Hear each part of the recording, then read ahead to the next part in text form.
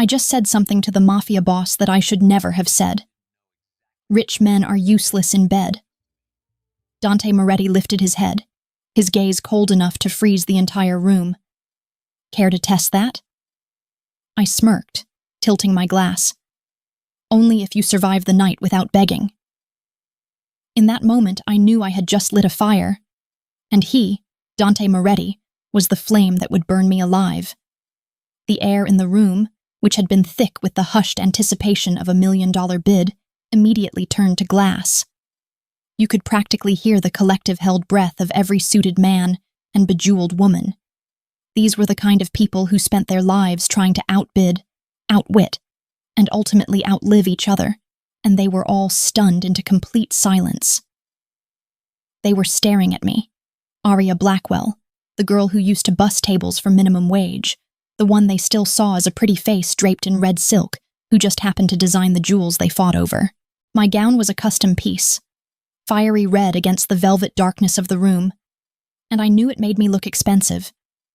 But it couldn't hide the fact that I was the daughter of a man who died broke and forgotten, leaving me nothing but a drawer full of diamond sketches and a stack of bills. I kept my smile steady, letting the silence hang, ignoring the quick, sharp look of panic Luca de Rossi shot me from across the room. Luca, who was supposed to be my silent ally, now looking like he wanted the floor to swallow him whole just for being in the same zip code as me. I took a slow sip of the cheap champagne they passed off as vintage Cristal, meeting Dante Moretti's eyes over the rim of the flute. He wasn't angry, not the way a normal rich man would be when insulted. He was something much worse. He was calculating, like a predator who had just realized his meal could bite back, and was now deciding if the effort was worth the reward. I felt a nervous flutter in my stomach, the kind you get just before a high dive, but my face remained an unreadable mask of cool arrogance, the only armor I knew how to wear against the world that always expected me to grovel. The tension was almost physical, wrapping around my throat like a velvet choke chain, and I consciously loosened my shoulders, refusing to let the heavy atmosphere dictate my breathing. I knew every set of eyes was waiting for me to blush, to apologize, to retreat. But every instinct told me that backing down now would mean permanent invisibility in this dangerous world. My pride, brittle and sharp, was all I had left, and I was going to wield it like a shiv against the cold indifference of the elite. I know that look. I've seen it on the faces of countless men who believed their bank balance was the same thing as personality, who thought a woman's desire was a commodity to be purchased, not an honor to be earned. My father, the supposedly brilliant diamond tycoon, had taught me that lesson early on, running off with every cent he had and leaving me to pick up the pieces. And all I could ever think about was how his power didn't stop him from being a fool, and how his wealth didn't give him a shred of real character. That's where my contempt for men like Moretti came from. This deep, ingrained certainty that they were all fundamentally weak and deeply insecure, hiding behind layers of money and muscle. Dante Moretti, sitting at his table like a king on a velvet throne, was the ultimate example, and it was exhilarating, terrifying, and completely necessary for me to call him out. I let my hand drop from the glass, the faint chime echoing slightly in the strained quiet, and then I gave a tiny, almost imperceptible shrug. It was meant to say, "The game is over, and you lost before it began." But it only seemed to tighten the dangerous focus in his dark eyes. Celeste Vaughn, the auctioneer who was running this whole sordid affair, cleared her throat with an audible, practiced elegance, trying desperately to recapture control of the room, but the attention had already shifted. No one cared about the diamond anymore. They only cared about the collision of two forces that should never have met, watching to see which one would break first. I had started this, and I was determined to finish it with my dignity intact, even if it meant walking out of that room into a hail of bullets. The silence stretched, becoming so profound that the distant city sounds seemed to rush in to fill the void, and I felt a brief moment of pure, reckless joy. It was the joy of finally being seen, not for my clothes or my history, but for the sheer audacity of my truth. He had commanded their attention with money. I had stolen it with contempt. And before I dive into the rest of this mess, let me just pause here for a second and ask you, the person watching this, for a quick favor. If this story has already hooked you, if you've ever felt overlooked or had to put on a brave face when you felt small, could you just take a moment? Just open your phone, hit that like button for me, and maybe drop a comment below. It truly helps me keep sharing these incredibly personal, sometimes unbelievable moments from my life. And hey, if you want to walk with me through the rest of this journey, through the heartbreak, the betrayal, and finally the healing, go ahead and hit subscribe too. Thank you, truly. Now back to Dante Moretti, who was still looking at me like I was a particularly intriguing, yet annoying equation he needed to solve. The auction was over, of course. Everything else was irrelevant once that exchange happened. Dante stood up, slowly, deliberately, and the sound of his chair scraping back was deafening in the silence. He was taller than I'd realized, broad-shouldered beneath a flawlessly tailored suit, and the air around him seemed to dip and hum with barely contained energy. He didn't shout or make a grand gesture. He simply walked across the room, past the tables and the frozen faces of his entourage, straight toward me.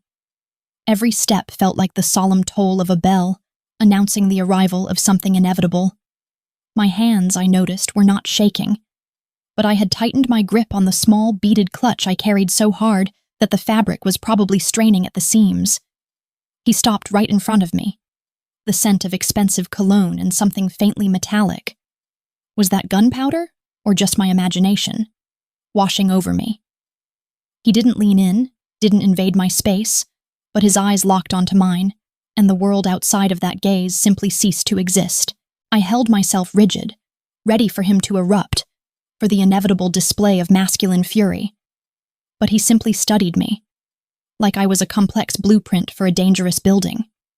It was unnerving, this absolute stillness, this refusal to play the role of the outraged dictator. "You have spirit, Miss Blackwell," he murmured, his voice a low, gravelly baritone that managed to sound intimate, even while being spoken in a room full of eavesdroppers. He didn't say it like a compliment. He said it like a diagnosis, like he was cataloging a fatal flaw that would ultimately be my undoing. I didn't flinch. I just looked him up and down, making sure my expression conveyed polite dismissal, the same way you'd look at a piece of furniture you were considering donating. "I design luxury jewels," I stated, keeping my voice level and cool, refusing to give him the satisfaction of a tremor, not even a slight tremor in my jaw. "I deal in desire and value, the things people truly pay for, often in ways they can't afford. You deal in brute force, in intimidation, which is ultimately cheap and predictable. It's an easy mistake for men of your stature to confuse the two concepts, believing that financial coercion is the same thing as earned skill." I watched a muscle twitch in his jaw, the only sign that my words had landed, and I felt a faint surge of triumph. I was poor. I was underestimated. I was barely keeping my head above water. But in this moment, on this stage, my intellect and my pride were the strongest things in the room, and he knew it. He didn't move, didn't break the gaze, just held me there under his scrutiny, until I thought my lungs would burst from refusing to breathe properly. He had started this dance by outbidding me for the diamond I designed, claiming it with a casual wave of his hand. And now I was reclaiming the power by refusing to let him buy my respect, using his own world's language of value against him. He finally broke the tension by doing the last thing I expected. He smiled. It wasn't a warm, friendly smile, but a cold, challenging one that barely lifted the corner of his mouth, and it held the dark promise of future violence. It was a clear indication that he accepted my insult not as an affront to be avenged immediately, but as an invitation to a much more dangerous, protracted game of wills that he fully intended to win. "Dante Moretti," he introduced himself, extending a hand that looked like it could crush diamonds, but was held steady and precise, a beautiful, terrifying machine of efficiency. I hesitated for the briefest moment, the memory of my father's weak, compromising handshake flashing through my mind. The handshake that had ultimately cost him everything.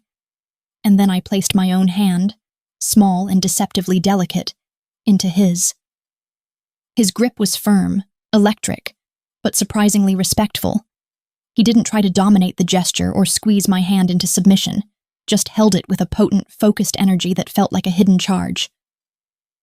"Aria Blackwell," I replied, my voice steady, pulling my hand back quickly, feeling the heat of his touch linger on my skin like a brand. He gave a slight nod, a silent acknowledgement of the war we had just declared, an agreement that we both understood the rules of engagement.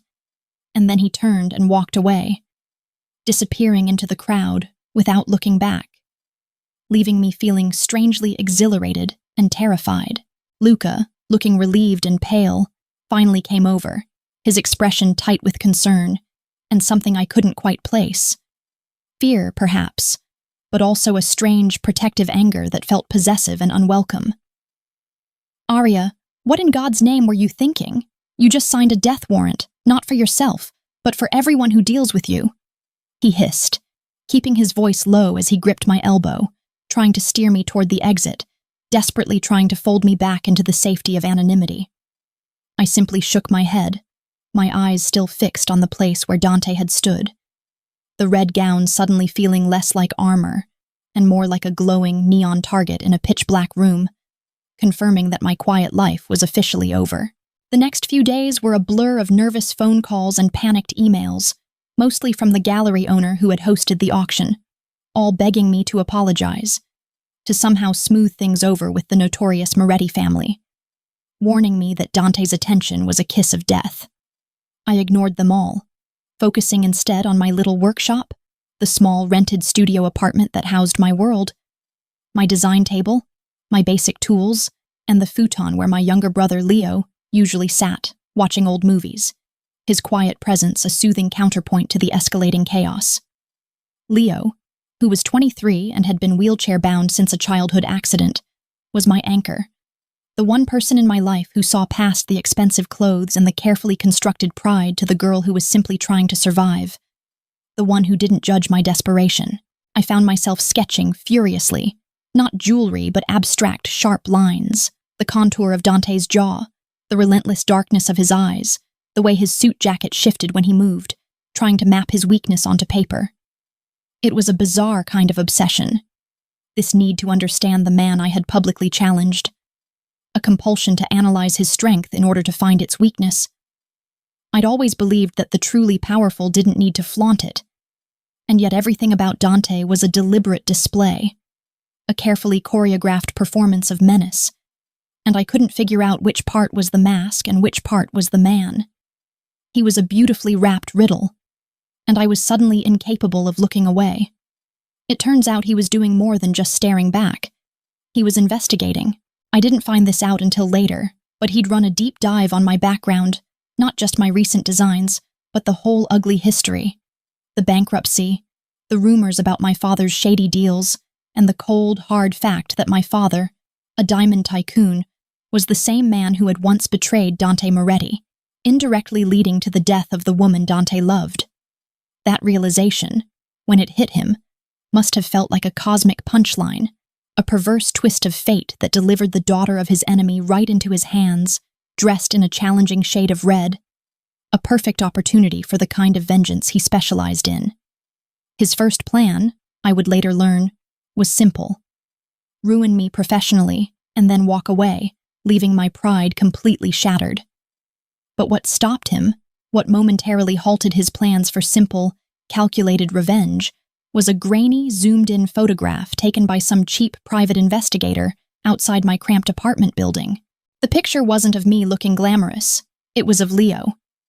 It showed me crouched down on the curb in my old jeans and a worn sweater, carefully lifting Leo's chair ramp into the back of my beat-up sedan, my face completely stripped of the cold defiance I wore in public, etched instead with a quiet, fierce devotion and a bone-deep weariness. He must have seen the deep lines of exhaustion around my eyes, the gentle, patient way I adjusted the blanket around Leo's legs, the total lack of artifice in that small, humbling moment. He saw the truth of my character, the resilient core that had nothing to do with diamond value. and it gave him pause. Enough pause to shift his plan from pure, immediate revenge to something infinitely more complex and dangerous. Manipulation. A test to see if the vulnerability he glimpsed was real, or just another act. A week after the auction, I found myself at a high society charity gala. The kind of event I despised, all forced smiles and meaningless small talk. But I was obligated to attend to try and secure new clients, walking around feeling like a stray cat in a room full of show dogs, constantly aware of the cost of my dress versus the cost of my rent.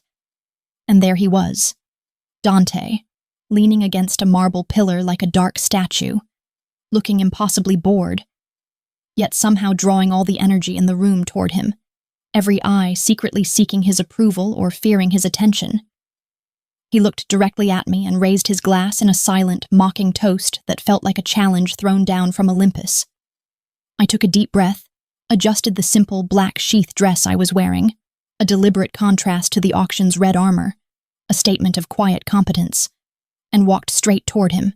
This was a new battlefield, a place of whispers and false smiles, a world where reputation was everything. And I needed to show him that I hadn't forgotten our challenge, that I wasn't just a pretty target.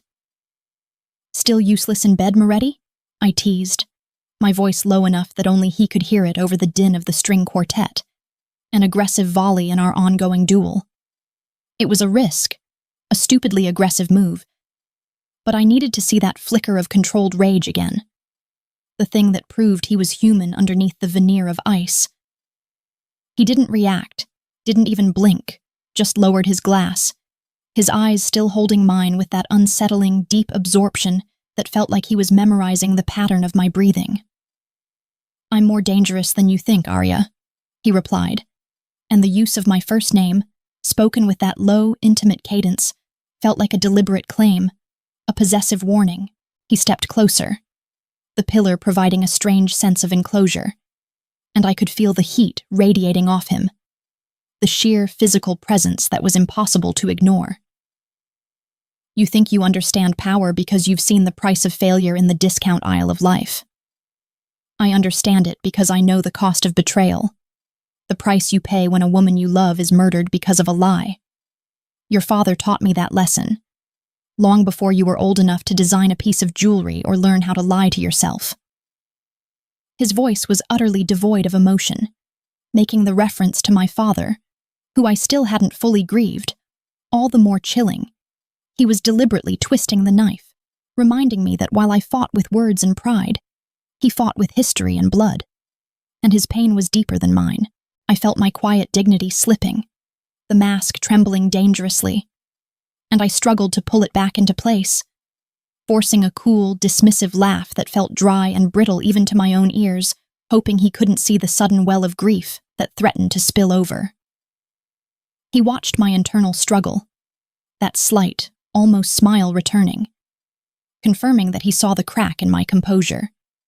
The moment my defenses faltered, and then he simply walked away again, leaving me standing alone by the pillar, the air suddenly feeling thin and cold, and the sound of the string quartet completely overwhelming, a mocking soundtrack to my spiraling anxiety. The next morning, the real war began, but it wasn't the kind of war I was prepared for. I woke up, reached for my phone to check my emails and found notifications flooding in. Not from clients, but from banks. Every single one of my accounts, personal, business, savings for Leo's specialized care, the emergency fund I had painstakingly built over a decade, had been completely frozen, locked down tighter than a vault. My access was revoked, with vague, chilling messages referencing ongoing financial investigations and compliance reviews, the bureaucratic language somehow more terrifying than a direct threat. It was a complete and total financial blackout. I sat up in bed, staring at the screen, the blood draining from my face, a cold terror gripping my stomach. This wasn't just a business problem, this was survival, a direct assault on my ability to care for Leo, cutting the very ground from beneath my feet.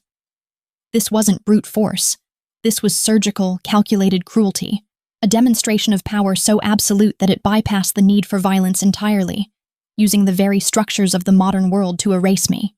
It was Dante Moretti's way of saying, You thought you had skill. I have the world's infrastructure, and I can erase you with a single phone call, making you a financial ghost.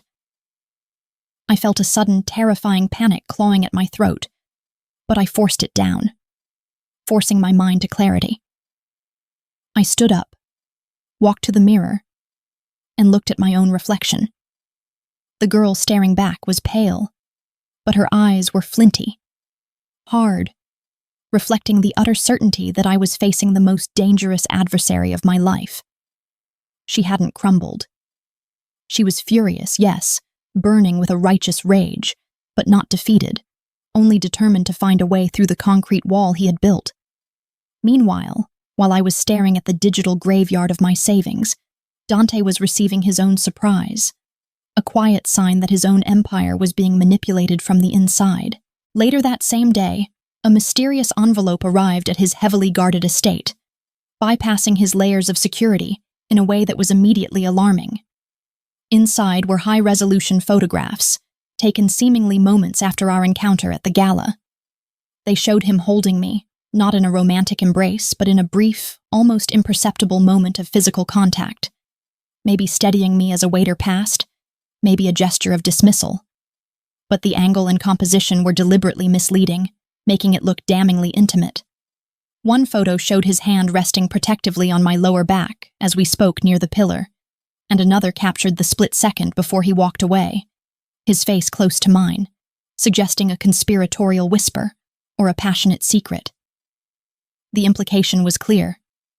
We were lovers, or at least intimately involved, partners in crime, and someone was watching, not just me, but him, undermining his image of cold, detached control.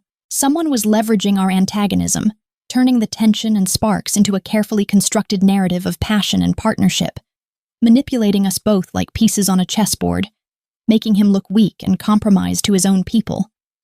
He had initiated a game of control, but now he realized he was just another pawn in a larger, hidden agenda. And the shock of that realization must have been profound, especially for a man who prided himself on absolute oversight and emotional immunity. He might have been dangerous, but the unseen hands pulling the strings were far more insidious, using the very thing he despised, emotion, or the pretense of it, as a potent weapon against his authority. The humiliation that followed was a carefully executed masterstroke of destruction, designed to completely collapse my public and private life. It didn't take long after the bank accounts were frozen for the police to arrive at my door, not with a warrant for financial crimes, but for fraud, a charge that carried immediate public disgust.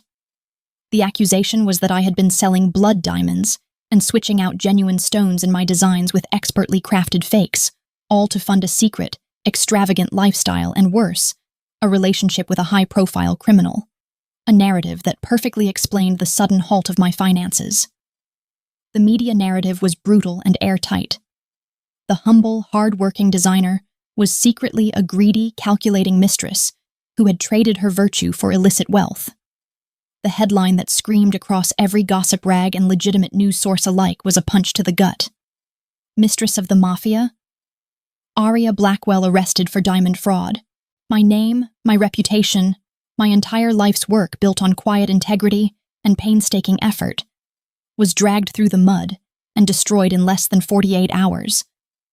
I sat in a holding cell, staring at the concrete wall, realizing the full scope of Dante's power, or at least the power of the vast, intricate forces arrayed against me. They hadn't just taken my money and my reputation. They had taken my dignity and weaponized my quiet ambition against me, ensuring I had nowhere left to turn. I was released on bail, secured by a reluctant, elderly client who still clung to the memory of my father. But the damage was done. It was permanent and catastrophic. My apartment building was instantly surrounded by a howling mob of reporters. My remaining clients canceled en masse, and the world had decisively judged me as the fallen queen, the greedy girl who wanted too much and ended up trading her virtue for diamonds. My only option, the only move left on the board, the most bitterly humiliating path, was to go to Dante. I hated it. Every fiber of my being screamed against it, against the crushing humiliation of needing the one man I had sworn to despise and defeat. But Leo's care, The specialized medication and equipment he needed, the constant need for safety and normalcy, was my absolute priority, the one thing that superseded all pride. I swallowed the thick lump of my self-respect, put on the only clean outfit I had left, a simple, threadbare gray coat that felt like a cloak of shame, and drove through the pouring, relentless rain to his mansion.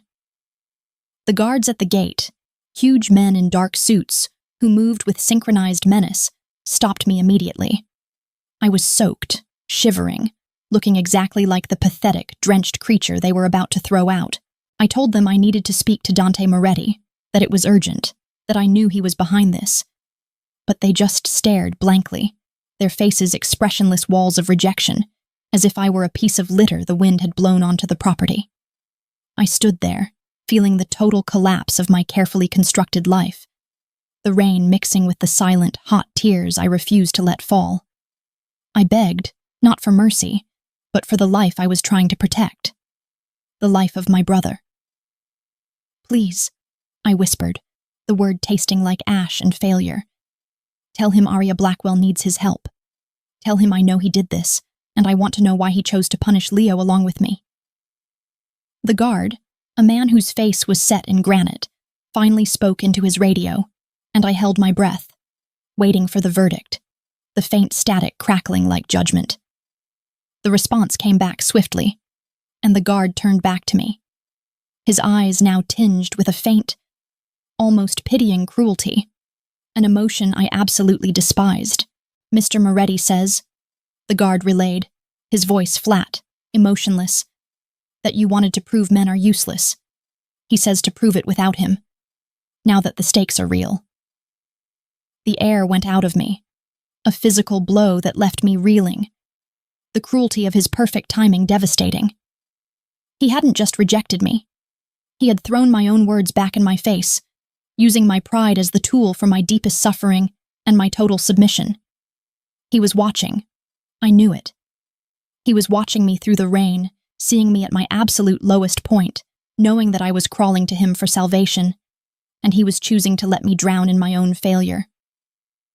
The guard then physically placed a massive hand on my shoulder, turning me back toward the gate with a movement that was more of an escort than a touch, effectively throwing me out like garbage, dismissing my entire existence. As the gate began to slide shut, blocking the light from the sprawling, indifferent mansion, I stood my ground for one last second, the rain mixing with the silent tears I refused to shed. I didn't shout. I didn't plead. I just whispered through clenched, aching teeth, loud enough for the guard to hear, loud enough for the rain to carry the sound into the darkness. "One day, Moretti, I'll make you kneel too." Then I turned and walked away, the soaked gray coat feeling like a heavy, waterlogged shroud, my hatred for him solidifying into something cold, sharp, and unbreakable. A perfect diamond of spite, buried deep in my chest, a core of absolute vengeance that would fuel my every move from that day forward. The days that followed were a cold hell of paranoia and struggle, a constant, frantic scramble just to secure Leo's next meal and his next dose of medicine. I moved Leo to a friend's remote, unused cottage, a tiny, dilapidated structure far from the city noise and the lurking danger of the media circus and the growing menace of the underworld, hiding us both away like wounded animals. I spent my time trying to untangle the web of betrayal, going back over every interaction, every smile, every whispered promise, realizing the meticulous planning that had gone into my destruction. I knew Dante was powerful, but the framing was too perfect, too convenient, too tailored to my exact vulnerabilities. The fake diamonds, the precise timing of the arrest, the immediate freezing of my assets, it all fit together like a puzzle designed by someone who knew my business intimately, someone who had been watching me far longer than Dante had. The answer came from the most unexpected source. Celeste Vaughn, the elegant auctioneer. She arranged a clandestine meeting in a dusty, dimly lit gallery basement, the air smelling of mildew and forgotten art. Looking nervous and drawn, her usual polished glamour replaced by a pale, twitchy fear. Celeste, the beautiful and composed auctioneer, the one who had introduced Dante and me that night, confessed, not out of loyalty to me, but out of a desperate need to save her own skin from the rapidly unraveling plot. She was a double agent, working for the true puppet master, the man who had been lurking in the periphery all along, and the man behind the curtain. The one who had orchestrated my downfall was not Dante, but Luca de Rossi, the same man who had loved me in secret for years, the one who had looked at me with such panic at the auction, and then such false concern as he steered me away. The realization hit me with the sickening force of a physical blow, worse than any punch. Luca, Dante's seemingly loyal lieutenant, the quiet boy I had always trusted, had been using his proximity to the Moretti Empire to systematically dismantle my life, hoping to leave me desperate enough to rely on him, or perhaps to simply destroy me out of the poisonous jealousy he felt when I focused my attention on Dante. Celeste revealed the chilling details, laying out the timeline with clinical precision. Luca had been the one to plant the fake diamonds, the one who provided the damning, intimate photos of Dante and me to the press, and the one who had used Dante's access to freeze my accounts, all under the guise of cleaning up Dante's enemies and ensuring Dante pushed me away, thus right into Luca's meticulously prepared empty arms. Dante, the man I hated with the heat of 1,000 suns, had been an unwitting weapon in Luca's hands, convinced by Luca that I was just a distraction, a frivolous target for revenge that needed to be taught a lesson, a man so blinded by his past betrayal, he couldn't see the one unfolding right in front of him. I saw the whole thing clearly then. Dante had refused to help me, not out of pure malice, but because he genuinely believed I needed to prove my worth outside of his power, not knowing that by doing so, he was throwing me directly into Luca's meticulously prepared trap.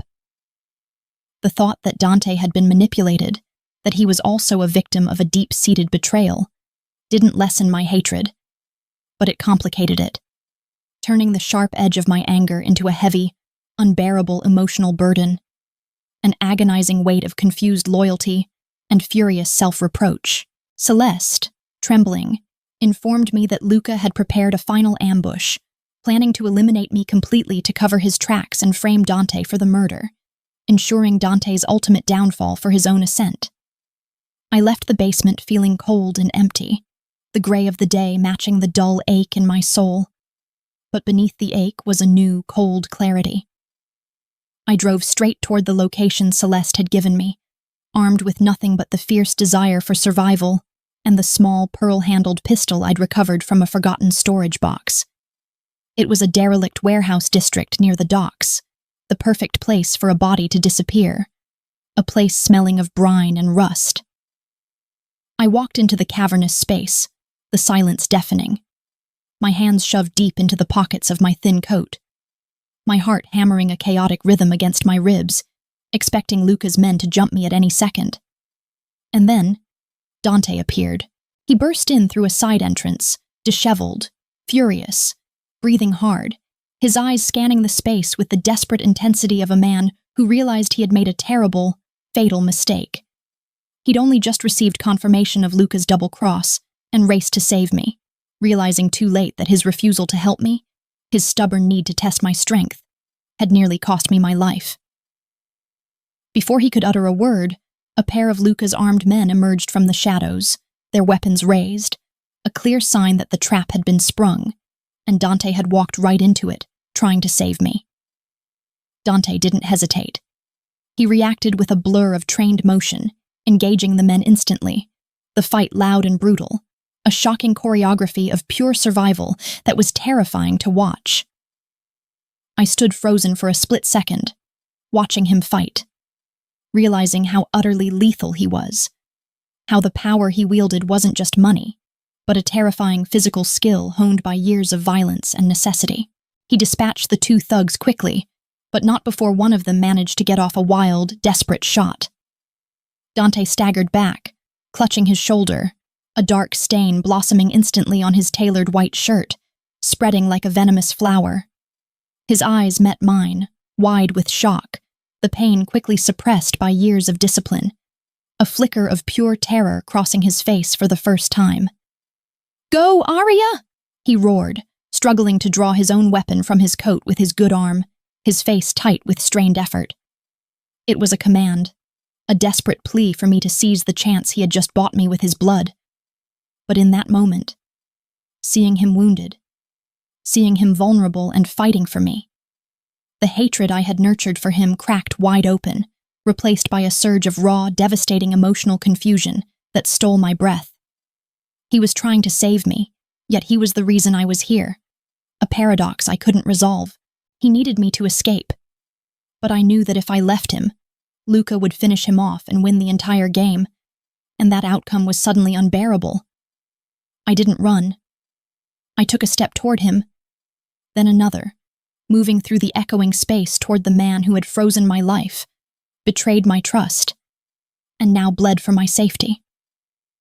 He saw the resolve in my eyes, and he lowered his guard for a second. A look of desperate relief flashing across his face, a glimmer of hope that I was finally choosing him. "Thank God," he whispered, his voice catching slightly with the effort of fighting the pain. "Now go, I'll hold them off." But I wasn't reaching for his hand.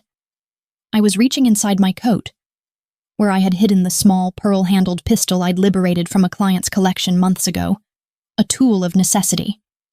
Before he could register the move, before he could question the sudden, cold look in my eyes, I raised the weapon and fired. The sound was flat and brutal in the empty warehouse, a gunshot layered on top of the one already fired. I shot him in the shoulder, in the same arm, but further down.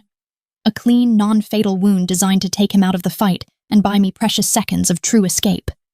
He gasped, dropping to one knee, his hand clamping down on the fresh wound, his eyes wide with a look that was no longer pain or shock, but pure, absolute, agonizing betrayal.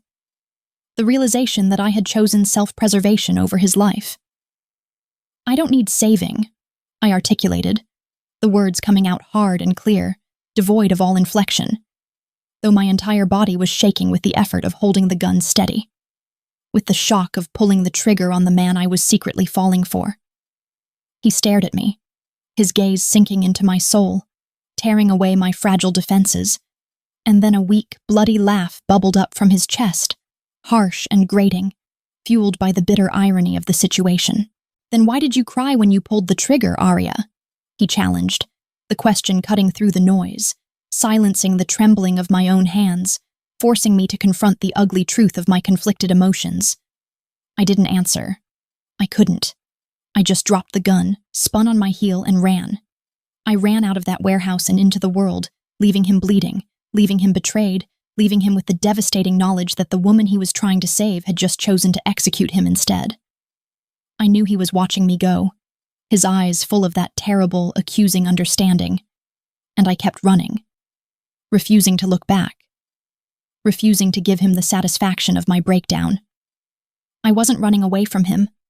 I was running into the darkness to find my own strength, the part of me that had been dormant for too long, the part that had to be cold and ruthless to survive.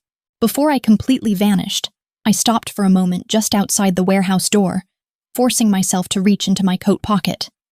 I pulled out a small, exquisite diamond bracelet, a piece I had designed years ago, meant for a lover who never materialized, and dropped it onto the damp concrete where he could find it later. A faint, metallic glint in the darkness. It was engraved with a single, damning phrase: "For the man who failed to understand women." I left it there, a silent, glittering testament to my broken pride and the dangerous, confused desire that still burned beneath the ice, a final, expensive tear. 6 months passed, and I didn't just survive, I transformed completely. I used the remnants of my designs, the detailed knowledge of the underworld I'd gained, and the connections I had carefully cultivated before the scandal, to build something entirely new, something shadowy and powerful enough to rival Moretti's empire, operating in the blind spots he ignored. I established myself as the queen of a new, high-stakes underground auction network, specializing in moving the kind of rare, legally ambiguous goods and esoteric art that Dante's old guard organization dismissed as frivolous distractions, making my fortune in the margins he never watched. I learned how to move money internationally, how to intimidate without shouting, and how to command respect with a single, cool glance that promised immediate, silent retribution for disrespect. The humility and quiet dignity were still there, but they were now honed and sharpened into formidable weapons. The ice in my veins was now diamond hard. I wore the black of a widow, the black of a predator, and I moved with the silent confidence of someone who had faced death and betrayal and walked away with the blueprint for a new, powerful life. My chance for public confrontation came when I arranged an auction for a diamond Moretti had confiscated years ago, a piece he had considered safely locked away in his vault. A deliberate, calculated theft, a direct challenge to his authority, designed to bring him out of the shadows and onto my turf, a final test of his lingering power. The night of the auction, the room was buzzing, the energy completely different from the strained elegance of the one where we first met. This was pure, unadulterated power, money divorced from manners, and I stood at the podium, surrounded by my own security detail, looking every inch the formidable boss I had become, my black velvet gown absorbing the light, making me a focal point of absolute control. The bidding was ferocious, the bids coming in fast and brutal, and when the hammer finally fell, marking my victory, I addressed the crowd, my voice amplified and calm, carrying an edge of controlled malice that thrilled the audience. "Rich men are still useless," I announced, letting my gaze sweep over the room, ensuring my words resonated in every corner. "Especially when they lose their diamonds and their pride, making them predictable, and predictability is the greatest weakness in this game."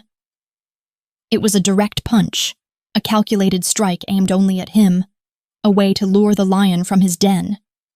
And then he walked in. Dante looking immaculate, lethal, and colder than I had ever seen him, a fresh scar visible above his collar, a souvenir of my bullet, stood at the back of the room. He didn't try to stop the auction. He let me win the round. But he delivered his retaliation with a swiftness that was breathtaking and deeply cruel, a mastery of emotional warfare.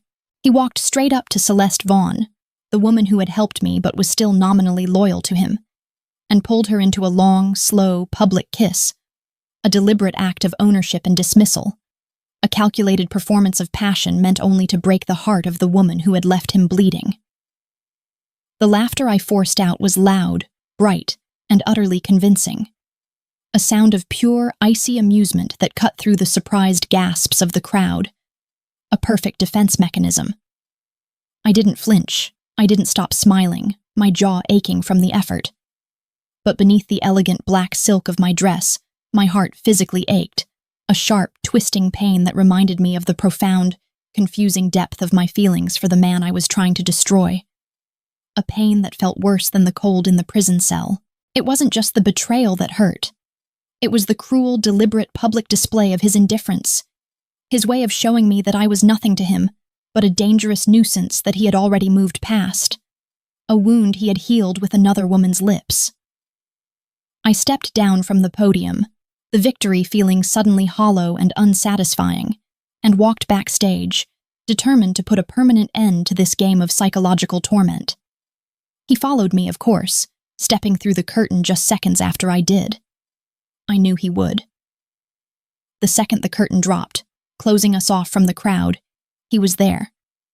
A dark shadow, pinning me against the cold plaster wall, his hands on either side of my head, trapping me completely in his intense orbit. His breathing was heavy, ragged, not from effort, but from suppressed rage and a dangerous, desperate attraction. "You started a war, sweetheart," he ground out, his voice a low, furious threat, his eyes burning into mine with an almost feverish heat. "You shot me and stole my diamond. I'll finish it, and I won't stop until you're begging for my attention." The proximity, the sheer intensity of his presence was dizzying, making my heart race, and I fought the instinct to lean into him, to give in to the familiar, terrifying pull of his power. "You lost control, Moretti," I countered, my voice barely a whisper, holding his gaze with a defiance that cost me everything, ensuring my voice didn't shake. "You let your lieutenant manipulate you into turning me into a monster just to test me, and you left me for dead on your doorstep. You have no moral high ground left, only a wound that proves your own blind spots." He flinched at the mention of Luca, a genuine spasm of pain and regret crossing his face, confirming the deep shame of his error.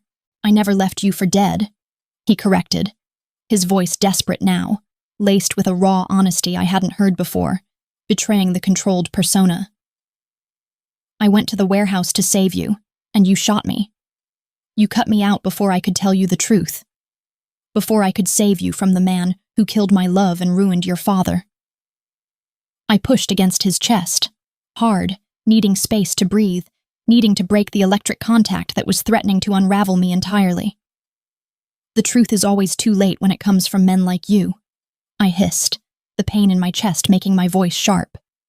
"It's a complication, not an excuse for the hell you put me through."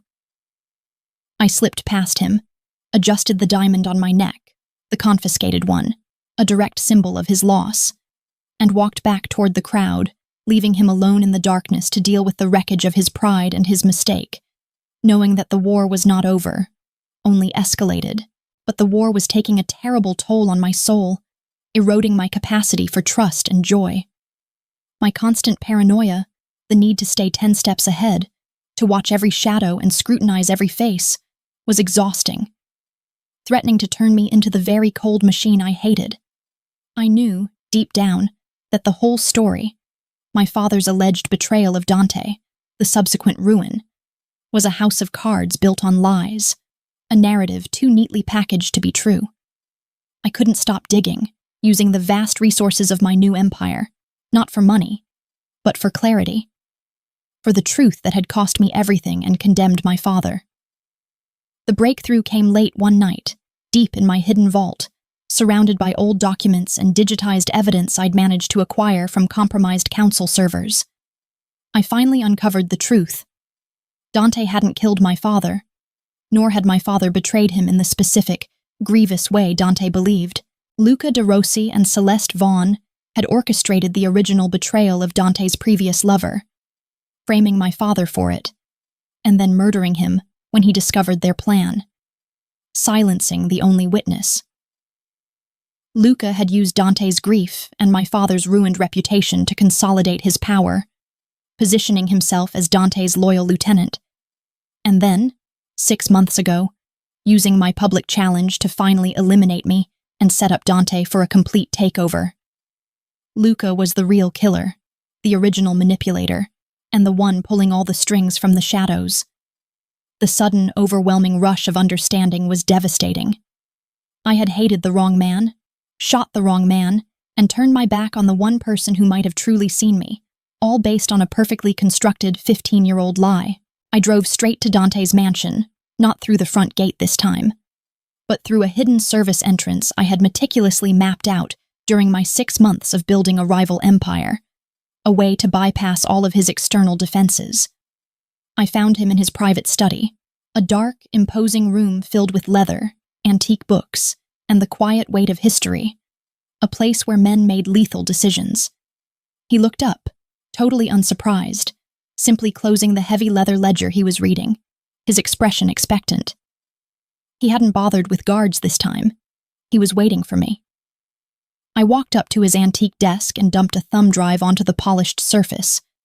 The entire digitized evidence file of Luca and Celeste's conspiracy, the truth about my father's murder, and the complete timeline of my public humiliation, all of it undeniable proof.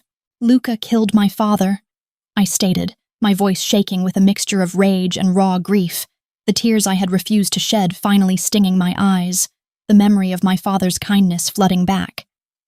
"He framed him for the betrayal that cost you your woman, and then he used your grief to destroy me, turning your power into his own weapon." I watched his eyes scan the documents, the cold, powerful facade cracking slowly, revealing a deep, agonizing fury that mirrored my own. He didn't need to read the full report. He knew the scent of betrayal intimately, and he saw the horrifying reality that he had been an even bigger pawn than I was, manipulated for over a decade. He didn't speak. He just picked up the thumb drive, walked over to the immense stone fireplace, which was filled with burning logs, and threw the tiny device into the roaring flames. My gasp of shock was immediate and sharp, a cry of disbelief. "What are you doing? That's everything," I demanded, rushing toward him, frantic to save the proof. He turned, blocking my access to the burning evidence with his large, solid body, his hands gripping my shoulders firmly but gently. "Protecting you," he whispered, his eyes blazing with a mixture of regret and fierce determination, the firelight dancing in their depths. "If that evidence leaves this room, the Mafia Council will use it to destroy you and everyone you care about. They won't care who killed who. They'll only see a trail of lies leading back to a woman who broke the code, a trail that implicates me by association. Luca will deny it, Celeste will vanish, and you'll be the one executed for bringing the truth to light." He was right. He was absolutely terrifyingly right. The system he inhabited didn't care about justice or truth. It cared only about order and stability. And my truth was pure explosive chaos. He reached out and gently brushed a stray lock of hair from my cheek. His touch surprisingly tender. A gesture that spoke volumes. We were standing there, breathing the same air, surrounded by the smell of burning plastic and old paper. The evidence of years of betrayal turning to ash between us, making room for a fragile, dangerous new beginning. In the soft, flickering candlelight from the fireplace, his eyes searched mine, no longer with calculation or cold challenge, but with a searing intensity that was both terrifying and utterly honest, a plea for understanding. "Still think I'm useless?" he whispered, his voice low and ragged, his thumb tracing the line of my jaw, questioning my entire philosophy. The old pride, the old anger was still there, but it was dissolving, replaced by a devastating clarity. A shared understanding forged in fire. I leaned into his touch, my hands reaching out to clutch the lapels of his jacket, needing the anchor of his solid, warm presence, needing to feel the reality of him. "Maybe not in bed," I replied, my breath catching in my throat. The words a surrender, a truce, a declaration of a shared destiny woven from pain and lies, a recognition of his quiet, devastating strength. Our kiss was not a gentle, romantic gesture. It was a hungry, desperate collision of two broken people who had tried to destroy each other and found only a shared vulnerability. It was the physical culmination of 6 months of war, a declaration that our desire was more dangerous than our hatred. A dangerous kind of trust finally forged in the heart of the betrayal, a desperate moment of human connection. But before the truce could be cemented, before the kiss could become anything more, the world intervened with brutal finality. A massive, deafening explosion ripped through the air outside the study. The windows rattled violently, and the lights flickered and died, plunging the room into darkness, save for the fierce glow of the dying fire. Dante pulled away instantly, his training taking over, his face grim and tight with realization. "The Black Auction," he growled, already moving toward the door, knowing the name of the operation. "Celeste, she's collapsing the structure." He knew, instinctively, that Celeste had activated her ultimate failsafe, intending to erase both of us in the chaos, covering Luca's tracks and seizing power for herself. The chaos that followed was a carefully staged act of betrayal, the ultimate price Dante had to pay to keep me alive and give us a fighting chance. He moved fast, his mind a steel trap, devising a plan that was cold, brilliant, and absolutely necessary to survive the Council's immediate panic.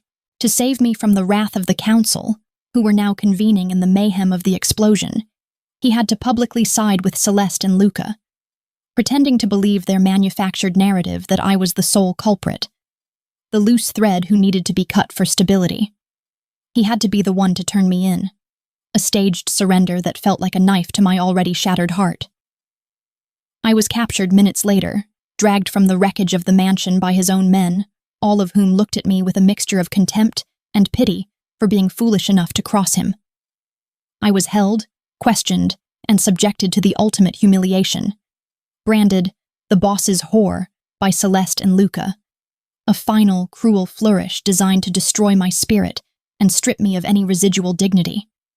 They starved me, they interrogated me, they kept me awake with harsh light and colder questions, and they used my public shame as a physical chain to hold me down, a psychological torture. I lay in that cold, dirty cell, the smell of fear and disinfectant heavy in the air, the physical exhaustion absolute. And in my agony, I swore to myself that I would never need him, or any man again, that my survival would be entirely my own.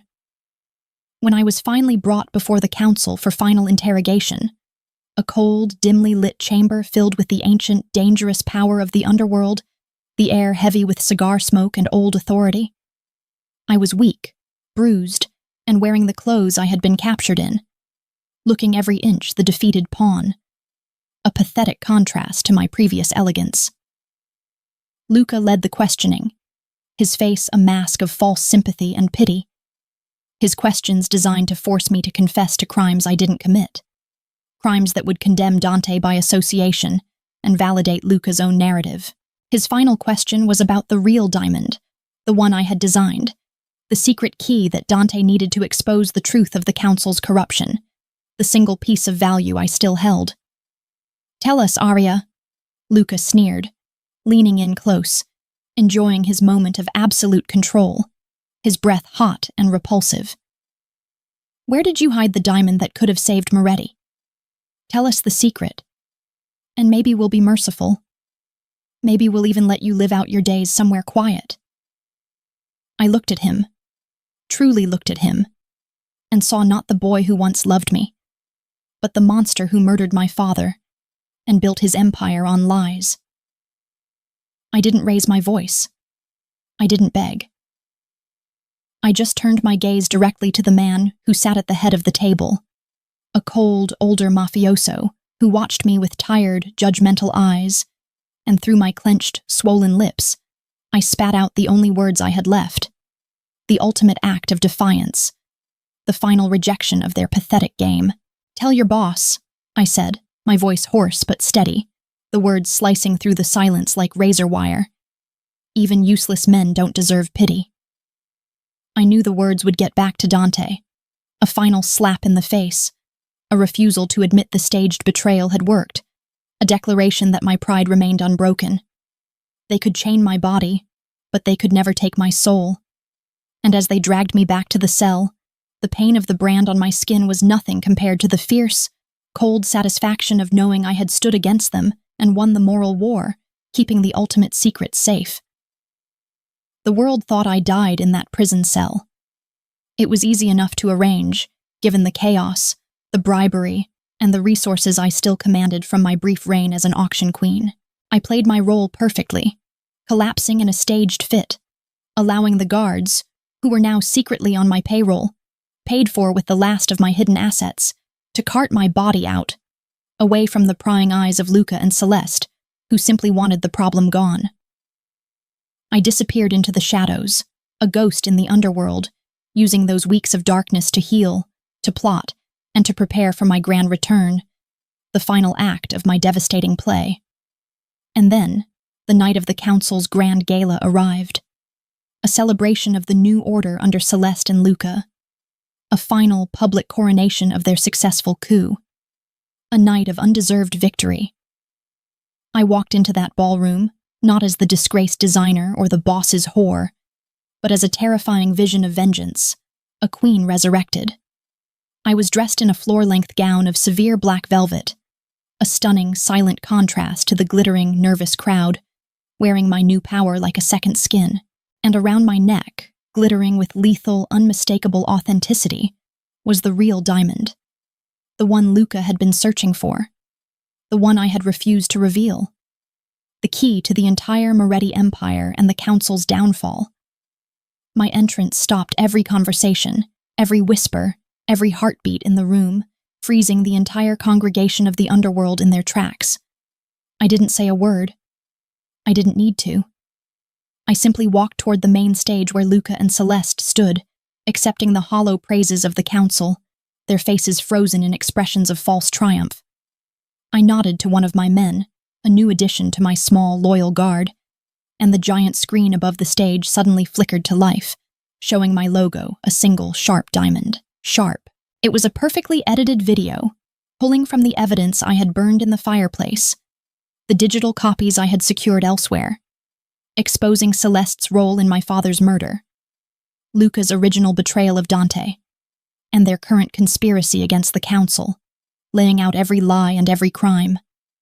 The video was clear, concise, and damning, and as the faces of Luca and Celeste dissolved from smug confidence to utter panic, the entire underworld was thrown into immediate, violent chaos.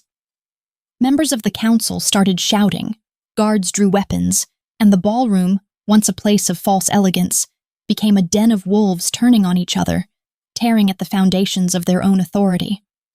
Amid the carnage, I saw Dante.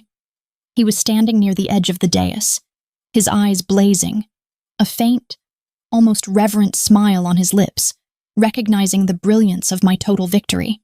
He walked toward me slowly, deliberately, his every movement radiating a deep, unwavering respect that was more precious than any diamond. When he reached me, he didn't speak, didn't try to embrace me. He simply dropped to one knee, right there in the middle of the unfolding mayhem, ignoring the chaos and the bullets and the screams of panic. He took my hand, the one that had shot him, and brought it to his lips, kissing it softly, deferentially, a true act of submission. "You won," he murmured, the words heavy with admiration, not defeat. I looked down at him, this man of impossible power kneeling before me, and smiled faintly, the diamond at my throat catching the light. "No," I replied, my voice steady and firm. "We did." I hadn't just won the war, I had redefined the game, and the Mafia boss was the first to recognize the sovereignty of his queen, the true power that lay in quiet, absolute resilience. But the final battle was yet to come, the emotional climax that had to cut through the pride and the desire once and for all, proving our bond transcended both. Luca, panicked and cornered, managed one last desperate move. He kidnapped Dante, escaping in the confusion. He used the remnants of his forces to abduct the boss, holding him in a remote, forgotten bunker near the oil fields. A final act of pathetic, desperate revenge, a need to win one last point. Luca called me, his voice trembling with a terrifying blend of rage and despair, convinced he held the upper hand. He gave me a choice, the ultimate, cruel ultimatum. Save Dante, or use the evidence I had to destroy the Mafia forever and walk away clean with my brother, choosing my freedom over my heart. It was the ultimate test, the final twist of the knife. Love or survival. I knew what I had to do. I arrived at the bunker alone, wearing my signature black, carrying only a small, elegant handbag that contained the final answer.